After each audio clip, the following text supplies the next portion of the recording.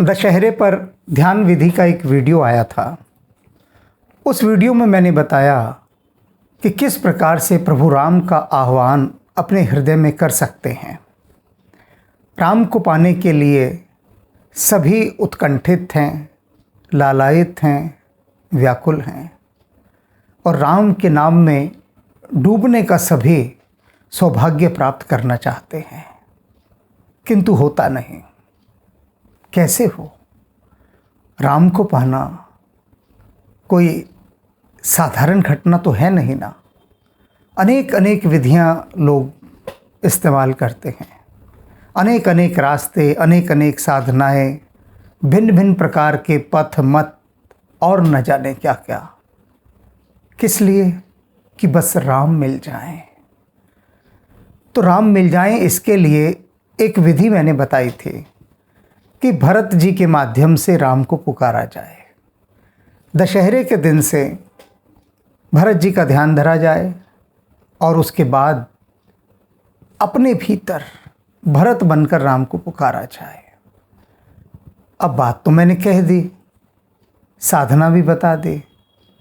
मेरे लिए तो ये बड़ी सहज घटना थी जो घट गई हनुमान जी की कृपा से, लेकिन अन्य के लिए इस घटना का घटना बहुत कठिन बात है।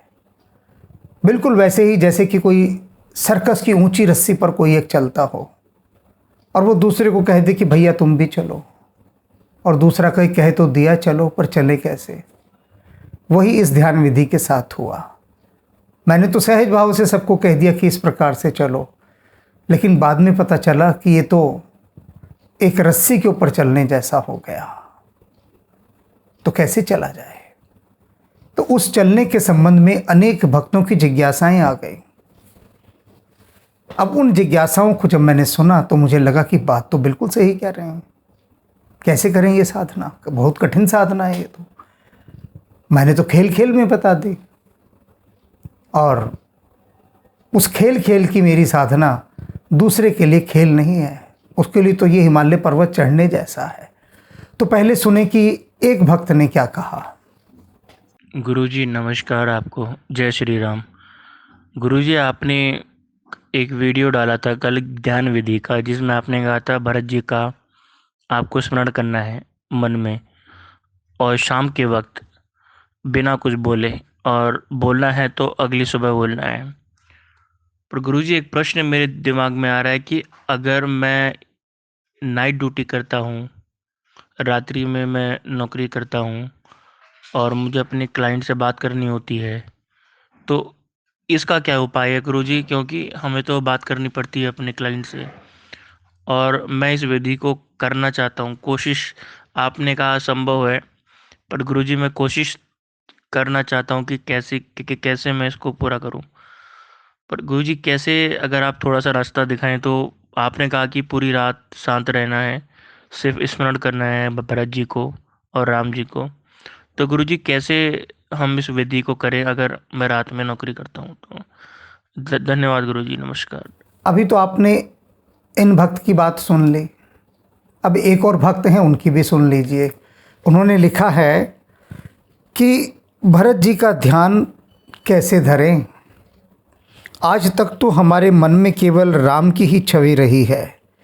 बहुत हुआ तो राम, लक्ष्मण, सीता और हनुमान, किंतु भरत जी को तो हमने कभी जाना नहीं, कभी समझा नहीं। तो कैसे हम भरत जी की अपने मन में कल्पना कर सकते हैं? बात बहुत सही कही। कैसे भरत जी का ध्यान धरे? क्योंकि भरत जी से तो कभी कोई लेना देना हुआ ही नहीं। भरत जी को तो हमने सदा एक और छोड़ दिया। तो कैसे करें? बहुत कठिन है। लेकिन मैं पहली वाली बात से उठाना शुरू करता हूँ कि जो अनेक भक्तों ने कहा कि हमारा तो दशहरा भी जा चुका, तो क्या अब हमारी साधना सफल होगी? क्योंकि आपने तो कहा है दशहरे से करना। कोई बात नहीं, दशहरा जा चुका, लेकिन जिस दिन आपने ये साधना सुनी उस दिन से ही आप इसे आरंभ कर सकते हैं। चाहे दिवाली भी चली जाए, उसके बाद भी आप इस साधना को आरंभ कर सकते हैं। ये दशहरे से दीपावली के बीच का जो समय था, ये तो मैंने गहन प्रतीक के रूप में लिया था। बहुत गहरा अर्थ था इसका। गहरा अर्थ क्यों था? क्योंकि इस कालावधि के अंदर वे जो भरत जी की प्रतीक्षा की तरंगे हैं, वे सर्वत्र ब्रह्मांड में विस्फारित हो जाती हैं, फैल जाती हैं, और वो फैली हुई तरंगे हमारे हृदय में भी आ जाएं, ये इसका ध्येय था। लेकिन यह प्रतीक्षा तो आप कभी भी कर सकते हैं, दीपावली बीतने के बाद भी, किसी भी समय। उस ध्यान विधि में मैंने एक बात और कही कि सूर्यास्त के बाद दीपक जलाएं और भरत जी का ध्यान धरते हुए उसके बाद मौन धारण कर लें, फिर किसी से बात करने की आवश्यकता नहीं। यह जो हिस्सा है, यह हिस्सा उनके लिए है जिनके लिए ऐसा करने की संभावना है। मैं वहाँ पूरी बात नहीं कह पाया, इसके लिए मैं क्षमा चाहता हूँ। मुझे सभी के पक्ष रखते हुए इस साधना को समझाना चाहिए था। तो उस भाव में मैं केवल एक ही बात कह गया, जिनके पास ऐसी संभावना है कि सूर्यास्त के बाद वो दीप प्रज्वलन करके भोजन इत्यादि सब कर सकते हैं। अच्छा, ये भी पूछा कई भक्तों ने कि ठीक है, हमने दीप प्रज्वलित किया, भरत जी का ध्यान भी धरा, उसके बाद हमारा डिनर टाइम हो गया, तब क्या करें? बिल्कुल करें भोजन, सारे काम करें जो करने हैं, बस बोलना नहीं है, मौन रहना है। अब यह काम किसके लिए था? यह उनके लिए जिनके पास ऐसी सुविधा है। एक मातृशक्ति का संदेश आया कि मैं तो गृहिणी हूँ, मुझे तो घर के सारे काम देखने हैं, लेकिन मेरा मन है ये साधना करने का, मुझे सबसे बात भी करनी है, हालचाल भी पूछना है, आए गए को भी देखना है। तो मेरे लिए तो इसका मतलब ये साधना हो ही नहीं, बिल्कुल भी, मैं तो कर ही नहीं सकती। ऐसी बात नहीं है, आप भी इस साधना को कर सकती हैं और बहुत अच्छे तरीके से। अब इसकी विधि है करने की। आप कैसे भरत जी का उस समय ध्यान धरेंगी? आप यही कहना चाह रही हैं ना कि घर के सारे काम करने, बातचीत भी करनी है, और मैंने तो बोलने से मना कर दिया।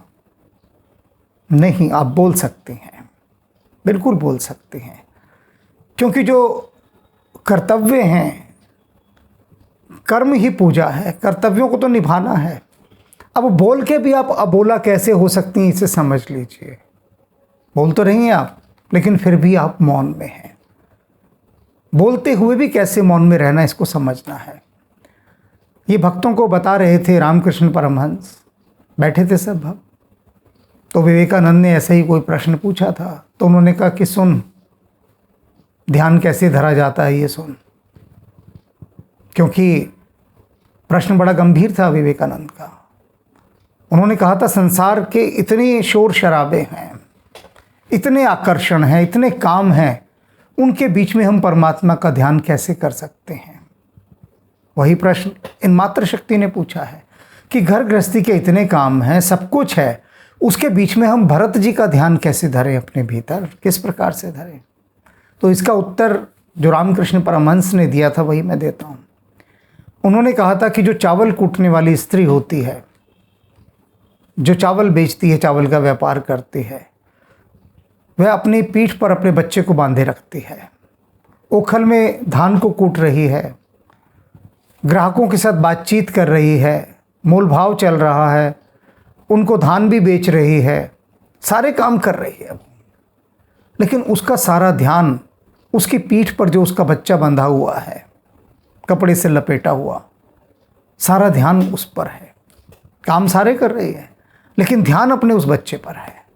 तो ठीक इसी प्रकार से सारे काम करें आप, जो अनिवार्यता है बोलना है वे बोलें भी, सब कुछ करें, लेकिन ध्यान भरत जी पर होना चाहिए। ये है वो टेक्निक, यह विधि जिसमें आप बोलते हुए भी मौन में रह सकते हैं, कि अगर आपका पूरा ध्यान वहाँ पर लगा हुआ है। अब जो एक भक्त ने पूछा कि हम भरत जी की अवधारणा को, उनकी कल्पना को, उनकी मोहिनी मूर्त को कैसे अपने भीतर लाएं, हमने तो कभी भरत जी का ध्यान ही नहीं धरा, भरत जी को जाना ही नहीं। आपने क्या, सारे संसार ने यही किया। उन भरत जी को सारा संसार एक तरफ करता रहा, बस राम राम पुकारता रहा, राम राम। भरत जी की ओर देखा ही नहीं, सोचा ही नहीं कि राम जी ने यह क्यों कहा। हनुमान जी को गले लगाते हुए कि तुम मम प्रिय भरत सम भाई। किसी और का नाम ही नहीं लिया। वे लक्ष्मण जी सब कुछ छोड़ छाड़ के उनके साथ चले गए, उनका नाम नहीं लिया। ये भी लोगों की समझ में नहीं आया। भक्तों ने कभी सोचा ही नहीं कि अरे राम यह क्यों कह रहे हैं कि तुम मम प्रिय भरत सम भाई, भरत के समान तुम मुझे प्रिय हो, ये हनुमान जी को कहा। तो इसका मतलब क्या? राम इतनी जगह संकेत देते हुए चल रहे हैं। प्राचीन काल में आपने कहानी सुनी थी ना कि एक राक्षस के प्राण एक तोते में थे। तो वो तो राक्षस था। कहने का अभिप्राय क्या है कि किसी के प्राण किसी और में बसते हैं। जैसे रावण के प्राण उसके नाभि के अमृत कुंड में थे। सुना होगा आपने ऐसा सभी ने। राम के प्राण कहाँ बसे हुए थे? राम के प्राण भरत में थे और कहीं नहीं थे। जो राम का प्राण बसता था भरत में, भरत जी की तरफ ही सारा ध्यान था, भरत जी की तरफ। अब इतनी बड़ी बात भरत जी, और लोग छोड़ते चले गए। लेकिन हनुमान जी ने जो जो चीज़ें छूट रही हैं, उन छूटी हुई चीज़ों के लिए हमें अपने काम पर लगा दिया कि राम काज करो। हनुमान जी कहते हैं राम काज करीबे को आतुर। तो जब मैं राम काज करीबे को आते रहूं और तुम मेरे शिष्य हो, तो तुम कैसे पीछे रहोगे? तो उन्होंने कहा भरत जी पर पूरा उपन्यास लिखो। तो उन्होंने लिखवाया ये भरत की साधना। पूरे विश्व का एकमात्र उपन्यास है ये। और जो भरत का ध्यान नहीं धर सकते, वे इस आध्यात्मिक उपन्यास का अध्ययन आरंभ कर दें बस सूर्यास्त के बाद, और दीपावली तक पूरा करें। ना भी हो पूरा, आगे तक हो जाए, लेकिन मध्य तक पहुँचते पहुँचते भरत जी आपके हृदय में, ये देखिए ना, भरत राम और भरत लगभग एक समान। तो भरत की साधना जैसे ही आप इसका अध्ययन आरंभ करेंगे, भरत जी स्वयं आपके भीतर, आपको पता भी नहीं लगेगा कब आकर विराज गए। और एक ऐसी स्थिति आएगी कि आपका पुकारना पीछे रह जाएगा। आपके माध्यम से आपके हृदय में भरत जी पुकारने लग जाएंगे। अनेक भक्तों के जिसने भी ये भरत की साधना आध्यात्मिक उपन्यास का पारायण किया, उसने कहा कि बस हमारे आंसू नहीं रुक रहे थे, हम फूट फूट कर रो रहे थे। इतना रोना आया, इतना रोए हम, और लगा जैसे हम ही भरत हो गए हैं। भरत हो जाना है, भरत हो जाना है। और जब भरत हो जाएंगे तो आपके भीतर राम जी प्रवेश करके कहेंगे तुम मम प्रिय भरत सम भाई।